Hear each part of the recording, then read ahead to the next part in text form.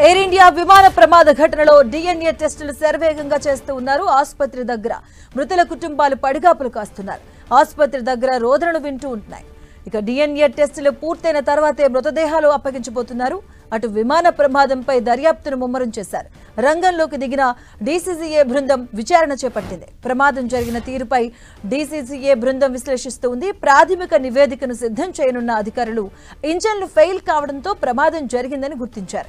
ఇక ఇంజన్లు పనిచేయకపోవడానికి కారణాలపై ఆరా తీస్తున్నారు. టేకాఫ్ నుంచి క్రాష్ అయిన ప్రాంతం వరకు డ్రోన్ సర్వే నిర్వహిస్తబోతున్నట్టుగా తెలుస్తోంది. ఇప్పటికే సంఘటనా స్థలానికి బ్రిటిష్ ఏవియేషన్ అధికారులు వెళ్లారు.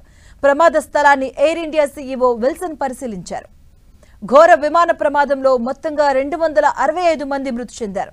విమానంలో ప్రయాణికులు 241 మంది చనిపోయారు. ఇక ఒక్కరు మాత్రమే బయటపడ్డారు. అటు విమానం పడిన మెడికల్ కాలేజ్లోని 24 మంది చనిపోయినట్లుగా అధికారులు ప్రకటించారు.